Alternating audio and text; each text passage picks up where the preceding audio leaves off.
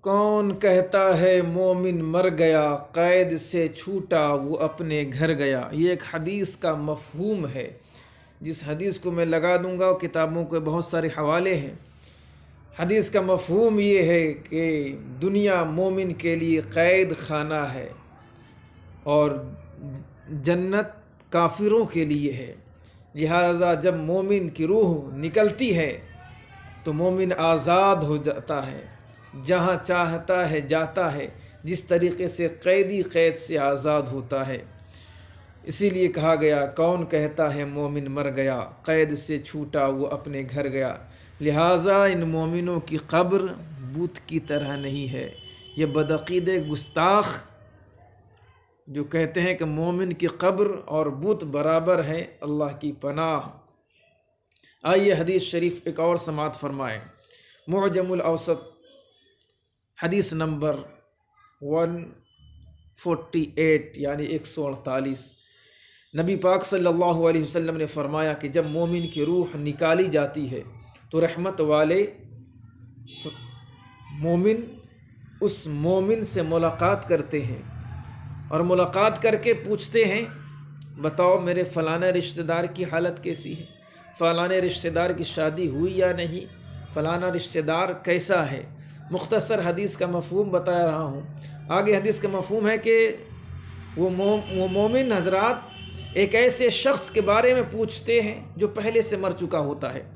وہ پوچھتے ہیں کہ فلانے شخص کا کیا حال ہے، تو آنے والے مومن بھائی کہتے ہیں، کہہ رہے وہ تو مجھ سے پہلے ہی مر چکا، کیا تمہاری ملاقات نہ ہوئی؟ تو وہ لوگ سمجھ جاتے اوہو وہ حاویہ جہنم میں جا چکا ہے۔ اللہ اکبر، جہنم میں جا چکا ہے۔ جہنم میں جانے والے کی ملاقات مومنوں سے نہیں ہوتی، مومن ہی آزاد ہو کر قبر میں رہتا ہے۔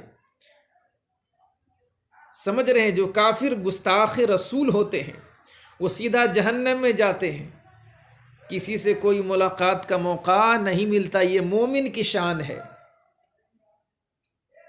وہ قید سے آزاد ہو کر اپنی گھر میں آرام فرما ہوتے ہیں، جہاں چاہتے ہیں جاتے ہیں۔ یہ مومن کے قبر کا مفہوم ہے۔ حدیث نمبر میں بتایا ہوں، آپ دیکھ لو، چیک کرو۔ یہ بدعقیدوں کے مزاحیہ اور ہنسنے والی باتوں پر عمل کر کے اپنے دین آخرت کو خراب مت کرو۔ اسی لیے ایصال ثواب مومن کو پہنچتا ہے۔ وہ بدعقیدے جو کافر ہو کر جہنم میں جا چکے، مرنے کے بعد اسے ایصال ثواب نہیں پہنچتا، جس کی وجہ سے یہ بدعقیدے چڑھتے ہیں کہ تم اپنے مردوں کے نام سے اتنا دیگ بریانی غریبوں کو کھلا رہے ہو، پلاؤ کھلا رہے ہو، پھل فروٹ علماء کو کھلا رہے ہو۔ لہٰذا وہ چڑھتے ہیں کہ ان کو تو پہنچ رہا ہے اور ہم جیسے گستاخ تو سیدھا جہنم میں جاتے ہیں، ہمیں نہیں پہنچتا۔ اس لیے وہ لوگ ڈائریکٹلی تو اعتراض نہیں کر سکتے، اس لیے انڈائریکٹلی دوسرے طریقوں سے اعتراض کر کے ہمیں گمراہ کرتے ہیں۔ اور پیارے نبی کی گستاخی شرک اکبر کی طرح، جس طرح شرک کرنے سے انسان کافر ہو جاتا ہے، اسی طریقے سے نبی کی شان میں گستاخی کرنے والا بھی کافر ہو جاتا ہے۔ سورہ توبہ کی آیت کریمہ ہے، یحلفون باللہ ما قالوا وَلَقَدْ قَالُوا كَلِمَةَ الْكُفْرِ وَكَفَرُوا بعد اسلامہم۔ انہوں نے نبی کی شان میں گستاخی کی اور گستاخی کا نتیجہ یہ ہوا کہ مسلمان کے بعد وہ کافر ہو گئے۔ لہٰذا مسلمانوں کی قبروں کا، مزاروں کا مذاق اڑانے والوں سے دور رہیں، قرآن اور حدیث کے مفہوم کو سمجھے۔ انجینئر اور ڈاکٹر جو صرف ترجمے سے اسلام آپ کو سمجھا رہا ہے، اگر اتنا آسان ہوتا تو مدارس میں یہ ہزاروں سینکڑوں کتابیں، علم منطق، فلسفہ اور طرح طرح کی کتابیں کیوں پڑھائی جاتی ہے؟ صرف قرآن اور حدیث کے صحیح مفہوم کو سمجھنے کے لیے۔ آپ نے اتنا آسان سمجھ لیا ہے۔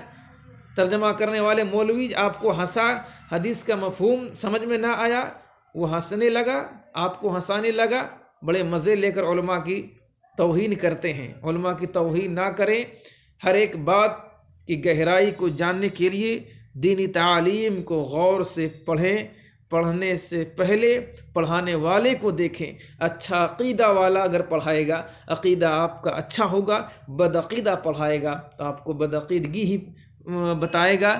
لہٰذا اللہ سے دعا کریں اللہ ہم سب کا خاتمہ ایمان پر عطا فرمائے. اپنے ماں باپ، اپنے بڑے، اپنے بزرگوں، اپنے ولیوں، اپنے صحابہ، اپنے نبی کے گستاخوں میں سے اللہ ہمیں محفوظ فرمائے. بول دیجیے آمین. السلام علیکم ورحمۃ اللہ وبرکاتہ.